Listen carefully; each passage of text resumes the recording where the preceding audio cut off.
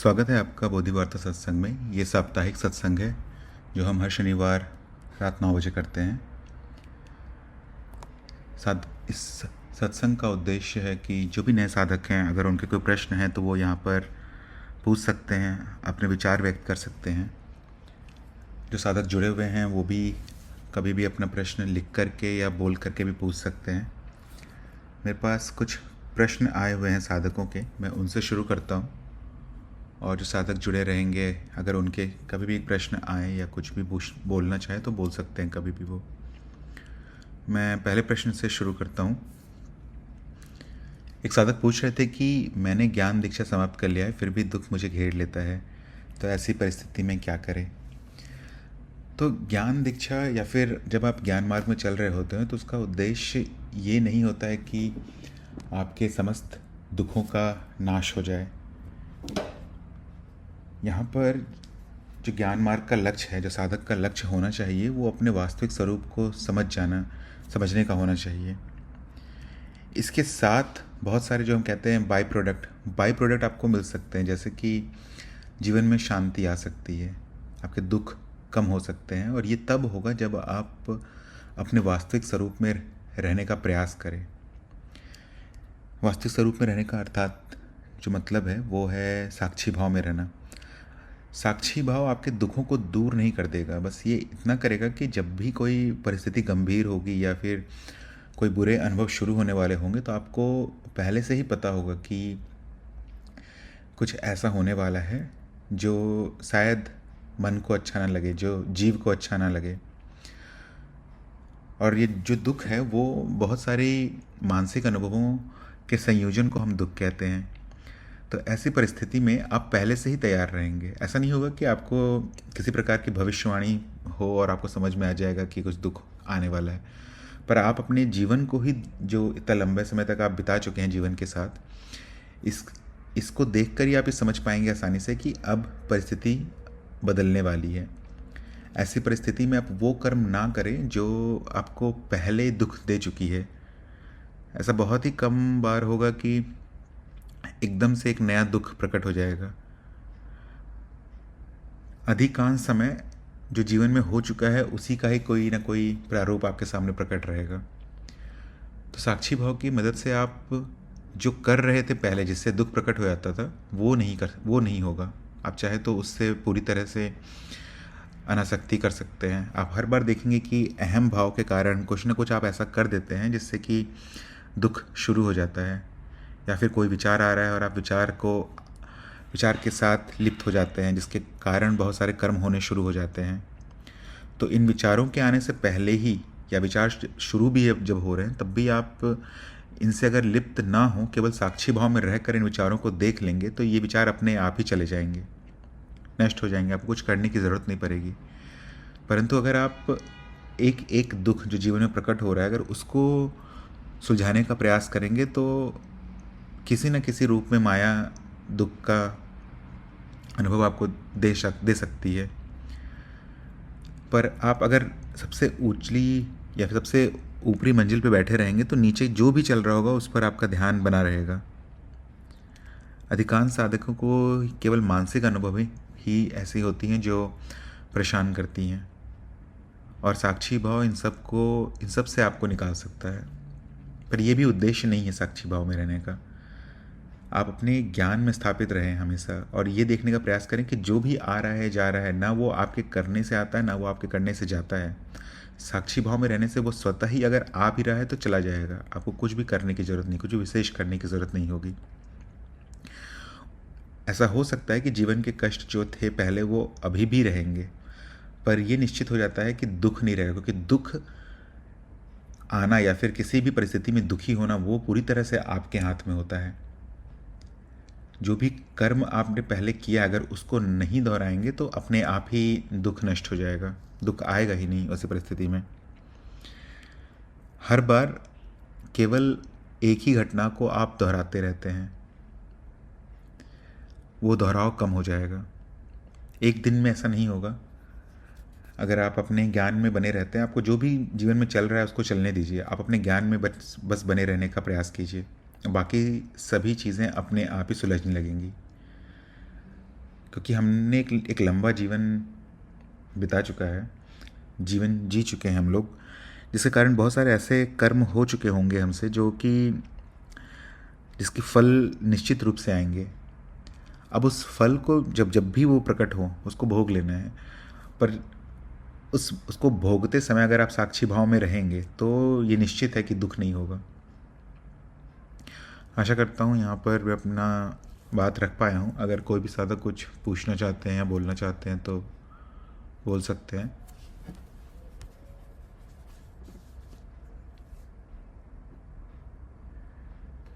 कृष्ण प्रिया जी का एक प्रश्न है कि कैसे पता चलता है कि जीव का शुद्धिकरण हो गया है। तो ऐसा कभी भी नहीं होगा कृष्ण प्रिया जी कि जीव का शुद्धिकरण 100% हो जाए। हमेशा कुछ ना कुछ आपके जीवन में या फिर साधक के जीवन में बना रहेगा जो कि किसी साधारण व्यक्ति या फिर बाकी मार्गों की अगर दृष्टिकोण से देखा जाए तो उसे शुद्धिकरण नहीं कहेंगे या अशुद्धियाँ कहेंगे। पर ज्ञान मार्ग की खूबसूरती यह है कि आपको सभी शुद्धिकरण से ऊपर उठा देती है पहले ही। यहाँ पर आपको सभी प्रकार के शुद्धिकरण करने की ज़रूरत नहीं है। केवल उन चीज़ों पर अगर आप ध्यान दे पाए जो कि आपके साक्षी भाव में बाधा बनती है, अगर उतना भी अगर आप कर पा रहे हैं तो कह सकते हैं कि आप मार्ग में प्रगति कर रहे हैं। एक साधारण व्यक्ति के दृष्टिकोण से बहुत सारी चीज़ें ऐसी हो सकती हैं जो कि नैतिक अनैतिक शुद्ध अशुद्ध के वर्ग में डाला जा सकता है। पर सभी अनैतिक चीज़, ये क्योंकि आप ज्ञान मार्ग इसलिए मैं ये वाक्य कह रहा हूँ कि सभी अनैतिक चीज़ और सभी अशुद्ध चीज़ जरूरी नहीं है कि आपके साक्षी भाव के साधना में विघ्न बने। कभी कभी एक साधारण व्यक्ति के दृष्टिकोण से जो शुद्ध भी होता है वो भी ऐसा हो सकता है कि आपके साक्षी भाव में बाधा बन जाए। जैसे एक साधारण उदाहरण अगर दूं मैं तो बहुत सारे व्यक्ति होते हैं जिनके बहुत सारे संबंधी होते हैं। अब संबंधी होना तो कोई बुरी बात नहीं है। बहुत सारे साधक ऐसे हो सकते हैं या बहुत सारे व्यक्ति ऐसे हो सकते हैं जो अधिकांश समय अपने रिश्तेदारों से ही वार्ता करने में बिता देते हैं। तो ये किसी भी प्रकार का अशुद्ध चीज़ नहीं है। पर ज्ञान मार्ग के दृष्टिकोण से, क्योंकि अगर आप बहुत सारा समय अपने लक्ष्य की तरफ नहीं बिता रहे हैं और अनावश्यक कर रहे हैं तो वो एक तरह से अशुद्धि बन जाएगी। इसी तरह से आपको ये केवल ढूंढने का प्रयास करना चाहिए कि क्या वो चीज़ें हैं, क्या वो अनुभव हैं जिसके कारण मेरा साक्षी भाव हट जाता है। और जीव के अगर आप सिर्फ जीव के शुद्धिकरण की बात कर रही हैं तो वो कभी भी नहीं होगा। किसी न किसी प्रकार की अशुद्धियाँ हमेशा ही बनी रहेंगी। पर इतना ज़्यादा प्रयास जी, करने मैं की कुछ ज़रूरत। बोलना चाहूंगी। हाँ कृष्ण प्रिया जी बोलिए। हम्म, आप बोल रही हो ना कि मतलब जैसे कि साक्षी भाव में जो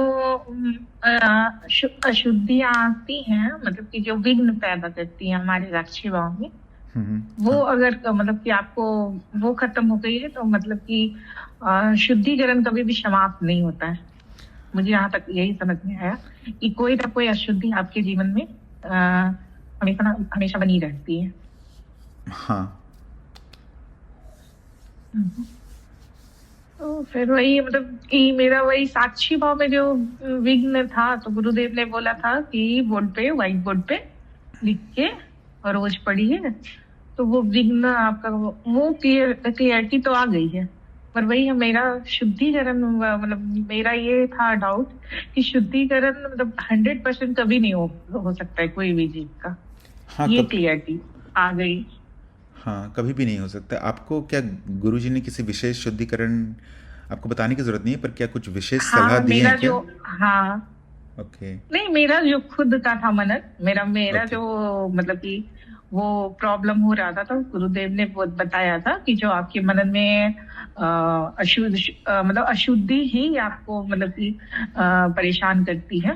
तो अशुद्धि, जैसे अगर आपको अशुद्धि परेशान करती है तो वो अशुद्धि को आपके अगर लिख लेना है और मतलब पढ़ते रहना है, तो पढ़ने से आपकी अशुद्धि, मतलब आदमी ये नहीं करना है, मतलब ये आपको लिख लेना है कि ये नहीं करना है। तो हाँ अगर आप कंटिन्यूसली कोई चीज को पढ़ोगे तो मतलब आपके मन में अंदर चित्त तक बैठ जाता है कि ये नहीं करना है। हाँ, कुछ। तो ये नहीं करने के बाद हाँ, तो अशुद्धियों का तब अशुद्धियों का या तो बोलते हैं नाश हो जाता है या तो खत्म ही हो जाती है वो अशुद्धियाँ। और गुरु जी बोले कि अगर जैसे कि कोई भी चीज आप तो किसी को हार्म नहीं पहुंचा रहे हैं, किसी जीव को हार्म नहीं पहुंचा रहे हैं, तो अगर है भी चल भी रही है वैसा वैसी वृत्ति, तो स्वतः ही आपके साक्षी भाव में धीरे धीरे कम जाएगी। ऐसा कुछ, क्योंकि ज्ञान मार्ग में कोई चमत्कार नहीं होता है।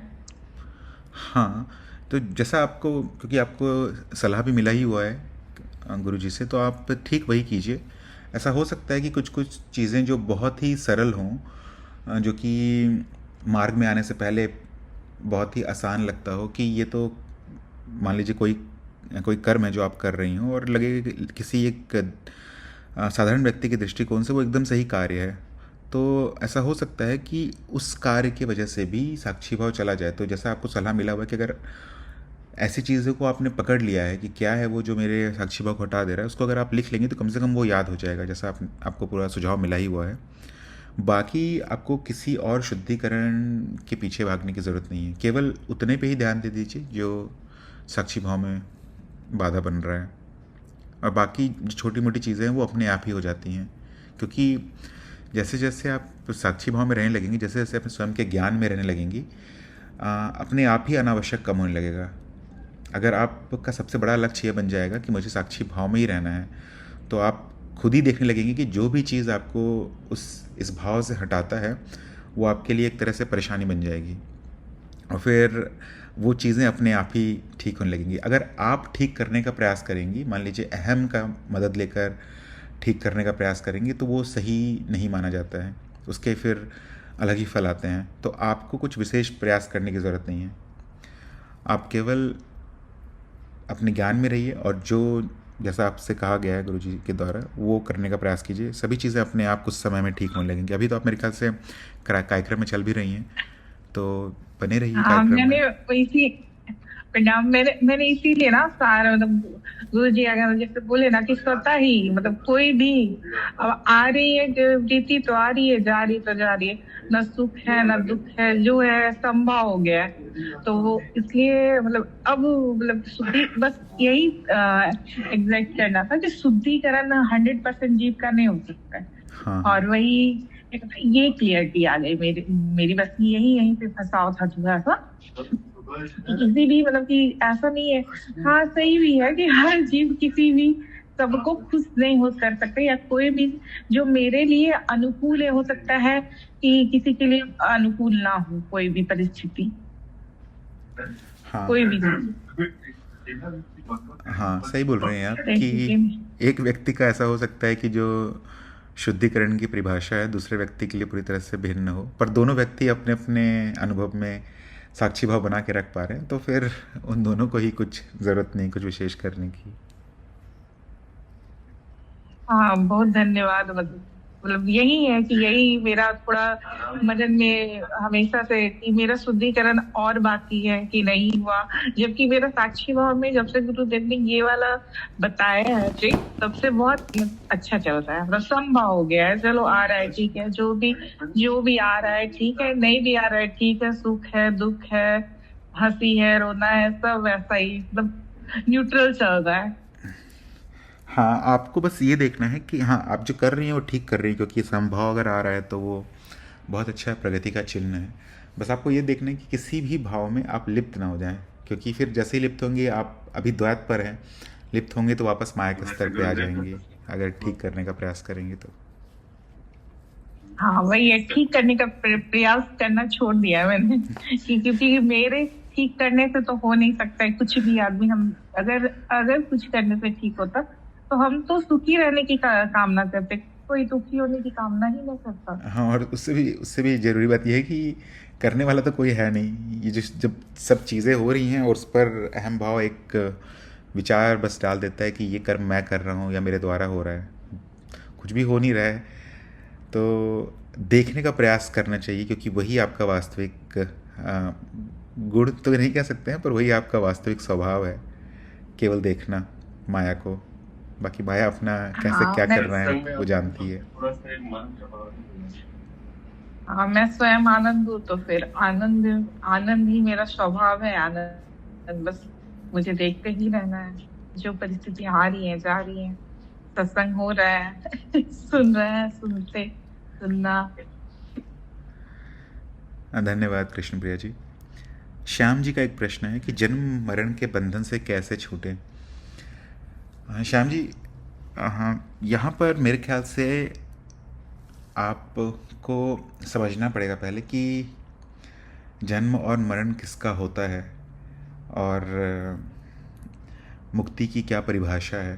क्योंकि अगर आप जन्म और मृत्यु की बात कर रहे हैं एक मनुष्य के दृष्टिकोण से, तो मान लीजिए कि अगर मनुष्य का जीवन समाप्त भी हो जाए, अर्थात कि अगर आप मनुष्य के जीवन से मुक्त हो जाएं, तो कुछ ना कुछ और जीवन होगा, वहाँ पर जन्म हो जाएगा आपका, और जहाँ जन्म हो जाएगा वहाँ मृत्यु निश्चित है। तो जीव जो है, जीव जिसे हम कहते हैं मनो शरीर यंत्र, जो आपका मन है, जो शरीर है, जिसे बहुत सारे व्यक्ति मैं मानते हैं, अगर इस मनो शरीर यंत्र को ही मैं माना जाएगा तो वो किसी न किसी रूप में हमेशा जन्म लेता रहेगा और किसी न किसी रूप में उसकी मृत्यु होगी ही। जीव का कभी भी मुक्ति नहीं होता है। आपको ये समझने का प्रयास करना होगा कि आप कौन हैं, आपका वास्तविक स्वरूप क्या है। और जब आप जान जाएंगे कि आपका वास्तविक स्वरूप क्या है, तो वही होता है जन्म और मरण से जो वास्तविक मुक्ति होता है। कहीं किसी मार्ग में ऐसा हो सकता है कि बताया जाए कि अगर आप इस लोक पहुंच जाए तो वो मुक्ति है, या फिर ये सिद्धि मिल जाए तो संभावना है कि मृत्यु नहीं होगी, या इच्छा मृत्यु हो सकती है। पर कुछ भी हो जाए, क्योंकि ये माया है जो आपके सामने प्रकट है, ये हमारा शरीर जिसे साधारण व्यक्ति मैं कहते हैं, वो भी माया का भाग है।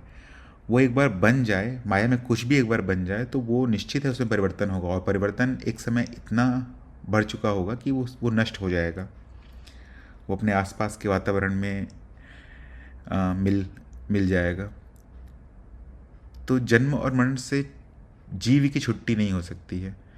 पर ये कुछ ही समय में, 2-3 घंटे में, अगर आप, मेरे ख्याल से आप नए हैं ज्ञान मार्ग में, अगर आप समय निकाल कर त्रिज्ञान कर लें, त्रिज्ञान एक यहीं से अगर ज्ञानमार्ग.guru पे जाके अगर आप त्रिज्ञान ढूंढेंगे तो आपको एक पाठ्यक्रम मिल जाएगा, जो कि जहाँ पर आप किसी भी साधक से, कुछ साधक के नाम होंगे, उनसे अनुरोध कर सकते हैं, एक आवेदन डाल सकते हैं त्रिज्ञान देने के लिए। त्रिज्ञान 3 घंटे का कार्यक्रम है जिसमें आत्मज्ञान बताया जाता है। आत्मज्ञान अर्थात आपका वास्तविक स्वरूप क्या है समझाया जाता है। कोई साधक आपको मिल जाएंगे जो आपको अच्छी तरह से 1 घंटे में समझाने का प्रयास करेंगे, या फिर जितना भी समय लगे, 1-1.5 घंटे, कि आपका वास्तविक स्वरूप क्या है। उसके बाद आपको माया का स्वभाव समझाएंगे और फिर आपको ब्रह्म ज्ञान के बारे में बताएंगे। 3 प्रकार का ज्ञान दिया जाता है त्रिज्ञान में: आत्मज्ञान, माया का ज्ञान और ब्रह्म ज्ञान। और इसके बाद आपको समझ में आ जाएगा कि आप वो नहीं हैं जो आप खुद को समझते हैं, अर्थात आप शरीर और मन नहीं हैं। और ये ऐसा नहीं है कि कोई कल्पना है या फिर किसी प्रकार की विशेष अवधारणा है जिस पर आपको चलना पड़ेगा। आपको प्रमाण दिया जाएगा, आप कुछ भी प्रश्न पूछने के लिए आमंत्रित हैं, और आपको ठीक तरह से बताया जाएगा कि आप इस शरीर और हर प्रकार के मानसिक गतिविधियों से परे हैं। आप वो हैं जो पहले से ही मुक्त है। केवल अज्ञान के कारण ऐसा प्रतीत होने लगता है कि मैं ये शरीर हूँ, या मैं कोई मानसिक अनुभव हूँ, और इनका जन्म होता है और मृत्यु होता है।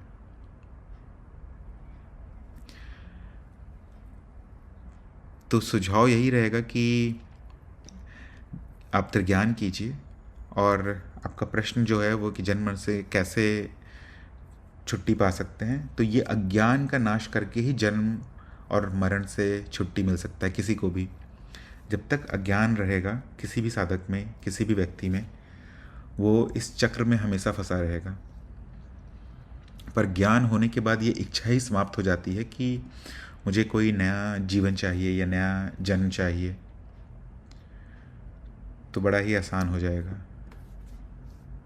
आशा करता हूँ यहाँ पर मैं अपनी बात रख पाया हूँ, पर अगर आप कुछ और पूछना चाहते हैं तो इस पर पूछ सकते हैं। कोई और साधक भी अगर कुछ पूछना चाहते हैं तो पूछ सकते हैं, लिख करके भी, बोल करके भी, या अपने विचार भी व्यक्त करना चाहते हैं तो बता सकते हैं कुछ भी। मैं अगले प्रश्न पे चलता हूँ। एक साधक पूछ रहे थे कि अनुभवकर्ता बनकर उत्तरजीविता के सभी कर्म कैसे कर सकते हैं।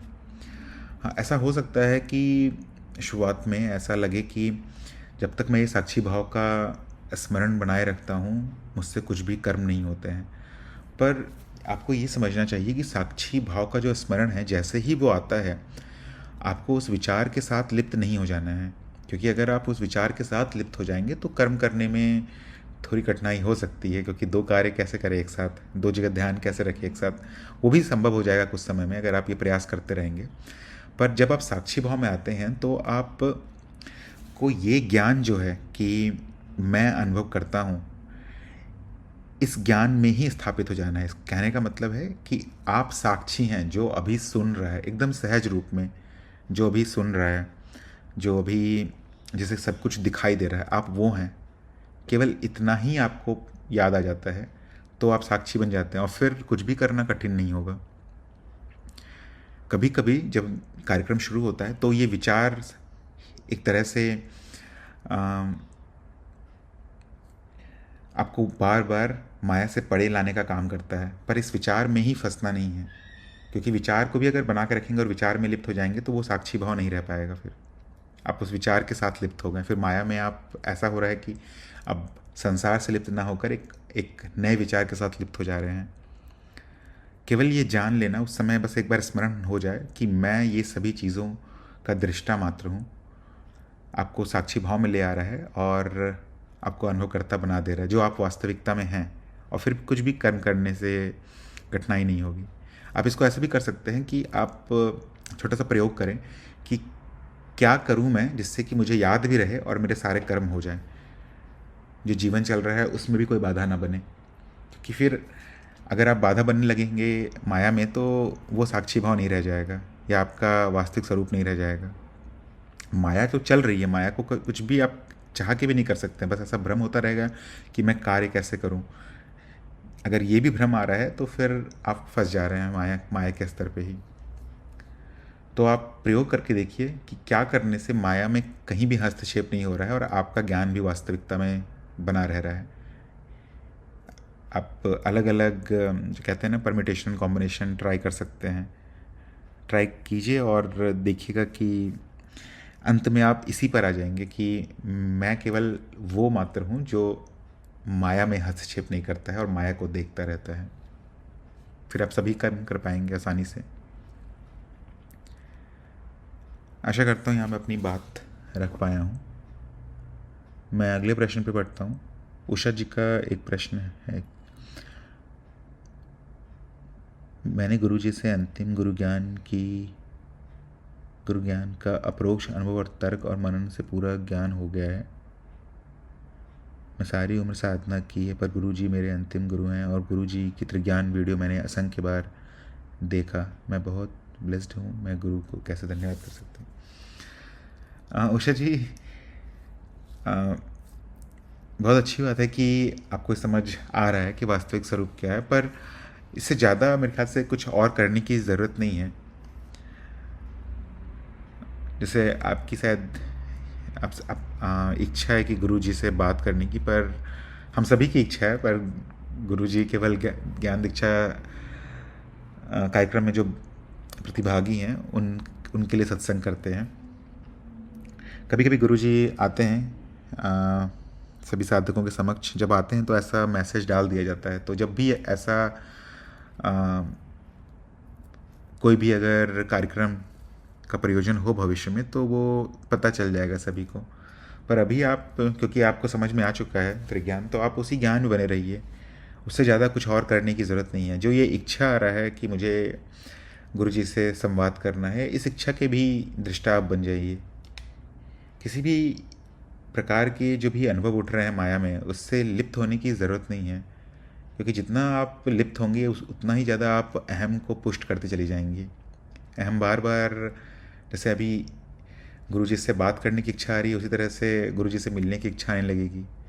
तो अहम अगर परिष्कृत हो रहा है तो वो परिष्कृत प्रकार के या फिर थोड़ी उच्च प्रकार की इच्छा प्रकट करेगा, जो कि फिर से साधक को भ्रमित कर देगा कि शायद मुझे ज्ञान तो हो गया है पर ये एक इच्छा बची हुई है।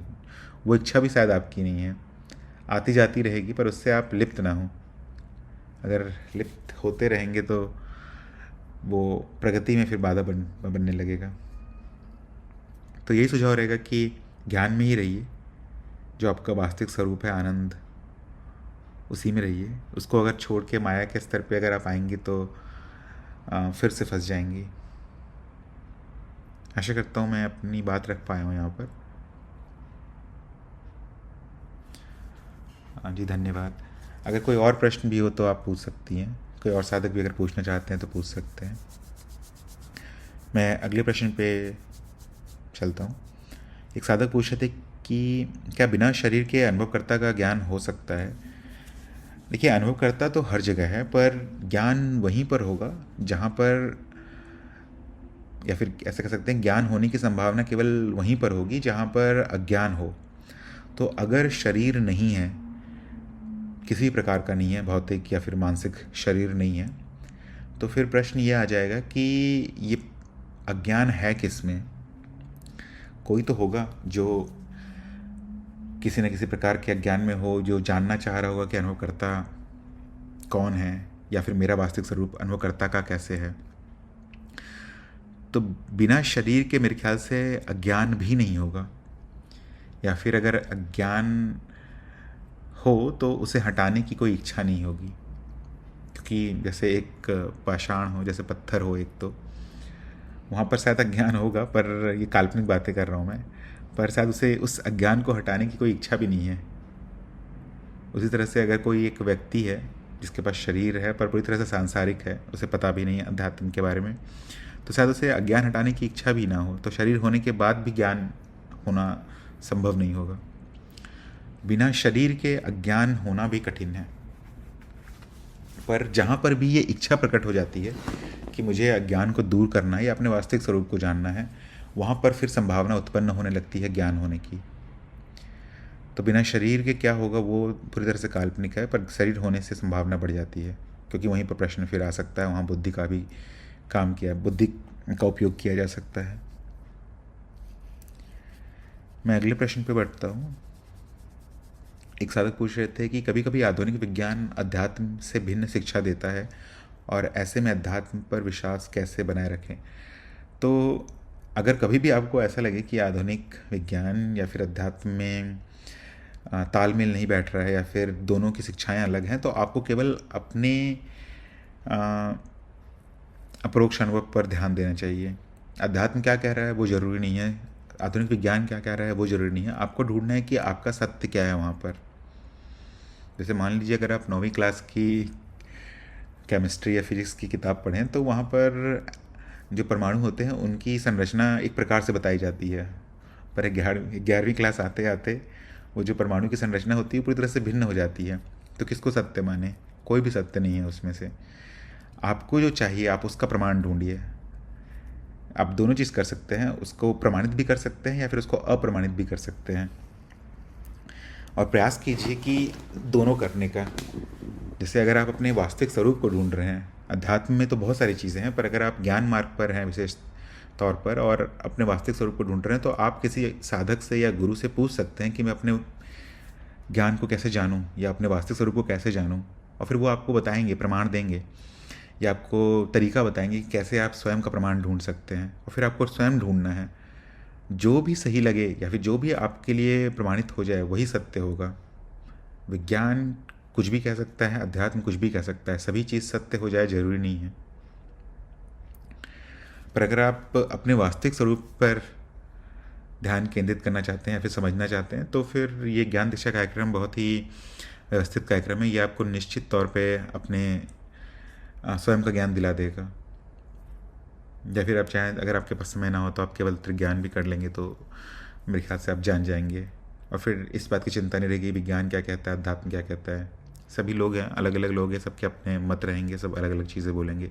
आपको केवल जो कहते हैं ना कि अध्यात्म में स्वार्थी होना ज़रूरी है, स्वार्थी में मतलब कि पहले स्वयं का चिंता करना ज़रूरी है। बाकी साइंटिस्ट क्या कह रहे हैं या बाकी आध्यात्मिक लोग क्या कर रहे हैं उस पर आपको ध्यान देने की थोड़ी भी ज़रूरत नहीं है।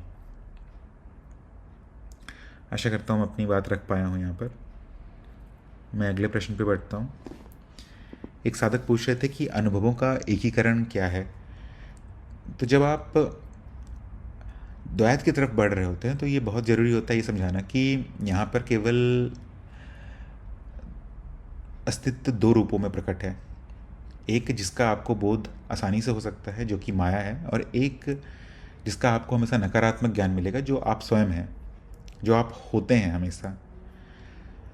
ये मेरे ख्याल से आपको समझ में आ गया होगा, आपको आत्मज्ञान हो गया होगा कि आप सभी अनुभवों के पटल पे रहते हैं जिसके सामने सभी अनुभव प्रकट हैं। पर फिर अनुभवों का एकीकरण क्या है। मुझे जैसे ये घर दिख रहा है, ये घर एक अनुभव हो सकता है, बाहर के बगीचे दिख रहे हैं, वहाँ पेड़ पौधे हैं, वो अलग अनुभव है। ये आकाश दिख रहा है, ये अलग अनुभव है। ये टीवी, लैपटॉप, ये सब अलग अलग अनुभव हैं। तो इसे एक क्यों कहा जाता है। इसे आप ऐसे समझ सकते हैं, अगर भौतिक स्तर पे समझने का प्रयास करेंगे तो बहुत ही आसान है। ये जो भी आपको भौतिक अनुभव दिख रहे हैं, भले ही इसमें कुछ भी रूप हो, इन रूपों को कुछ नाम दे दिया जाता है और फिर नाम रूप से ही आप पूरा जीवन बिताते हैं उस अनुभव को संबोधित करने के लिए। पर वास्तविकता में अगर आधुनिक विज्ञान का सहारा लें यहाँ पर, तो ये सभी चीज़ परमाणु मात्र ही हैं। एक परमाणु का सागर है, उसमें अलग अलग प्रकार से जो जिसे एटम्स कहते हैं वो संगठित हैं, और इसी संगठन को कोई रूप हमारा बुद्धि बता देता है कि ये इस प्रकार का रूप है, और उस रूप पर एक नाम चढ़ा देता है।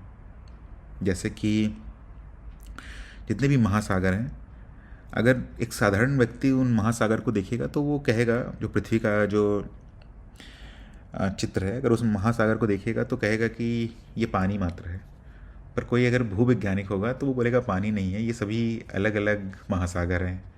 कोई प्रशांत महासागर है, कोई हिंद महासागर है। एक साधारण व्यक्ति को समझ में नहीं आएगा ये, पर जो भूवैज्ञानिक है या फिर जिसे समझाया जा चुका है वो कह पाएगा ये कि ये पानी का क्षेत्र अलग है, वो पानी का क्षेत्र अलग है।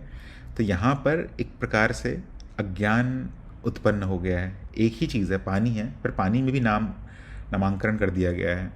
उसी तरह से ये सारा जो ये संसार दिख रहा है आपको, जो सांसारिक अनुभव जो भी दिख रहा है आपको, उस पर नाम आरोपित कर दिया गया है किसी कारण से, और फिर उस नाम को आपने स्वीकृति दे दी है। क्योंकि ये तब बहुत पहले ही हो जाता है, जब एक बच्चा बोलना भी शुरू नहीं करता तभी मतारोपण करना शुरू कर दिया जाता है, जो कि बहुत ज़रूरी भी है एक जीवन को चलाने के लिए सुलभ तरह से। पर अगर आप थोड़ा भी मनन करेंगे तो आपको तुरंत में समझ में आ जाएगा कि ये जो भी नाम रूप दिख रहा है वो पूरी तरह से मनगढ़ंत है। उस पर अगर उन नाम रूप को आप हटा भी दें तो भी अनुभव जैसा है वैसा ही रहेगा, केवल अणुओं का महासागर। अब इसी चीज़ को अगर आप बढ़ाएं, और क्योंकि प्रश्न ये आ सकता है कि मानसिक अनुभव जो दिखते हैं हमें, जैसे कोई भावना प्रकट हो जाए या कोई विचार प्रकट हो जाए, ये सब तो अणुओं से नहीं बने हुए हैं। तो फिर इसे समझाने के लिए हम अध्यात्म में नाद की परिकल्पना का इस्तेमाल करते हैं। नाद की परिकल्पना ज़्यादा व्यापक है। ये केवल जैसे जो अणुओं की परिकल्पना है वो केवल भौतिक जगत तक सीमित रहती है, पर नाद की परिकल्पना सभी प्रकार के अनुभवों को समझा सकती है। और गुरुजी के चैनल पर, बोधि वार्ता चैनल पर ही नाद विज्ञान के बारे में और भी वीडियोस हैं, तो वो आप देख सकते हैं। तो ये जितने ही प्रकार के अनुभव प्रकट हो रहे हैं वो नाद से बने हैं। तो अंत में भले ही वो नाद किसी भी तरह से संगठित होकर कोई भी रूप आपके सामने प्रकट हो जाए, अंत में वो नाद ही रहती है। और क्योंकि सभी अनुभव नाद मात्र ही हैं, इसे एक ही अनुभव कहा जाता है। और जिसे एक साधारण व्यक्ति या साधारण भाषा में हम अनुभव का नाम देते हैं, उसे एक घटना कहा जाता है। सभी घटनाओं का समावेश अनुभव के नाम से कम ज्ञान दीक्षा कार्यक्रम में सभी घटनाओं का समावेश अनुभव के नाम से संबोधित किया जाता है। तो द्वैत के स्तर पे आने के लिए आपको एक तरफ ये समझ में आ जाएगा कि मैं वो हूँ जो सभी अनुभवों को देख रहा है, सभी घटनाओं को देख रहा है, और मेरे सामने जो भी प्रकट है वो एकमात्र अनुभव है, उसमें कोई भी भेद नहीं है। और भेद नहीं है ये आप तुरंत जान सकते हैं, क्योंकि भेद होता तो फिर किसी भी अनुभव को आप जान नहीं पाते।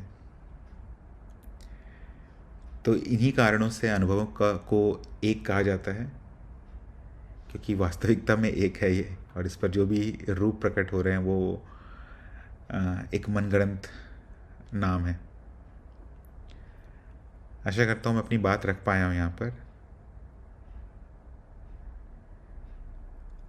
अवाणी जी कुछ कह रही हैं उषा जी से कि आप चाहे तो ज्ञान दीक्षा कार्यक्रम भी कर सकती हैं हिंदी या अंग्रेजी में।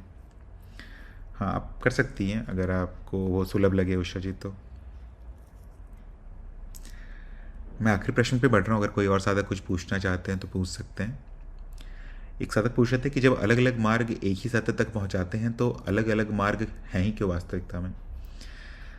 तो ऐसा नहीं है कि हर मार्ग सत्य तक आपको लेके जाता है। ज्ञान मार्ग सीधे आपको सत्य तक लेके जाता है, हर मार्ग भी सत्य तक लेके जाता है, पर जरूरी नहीं कि साधक भी सत्य तक पहुंचना चाहे।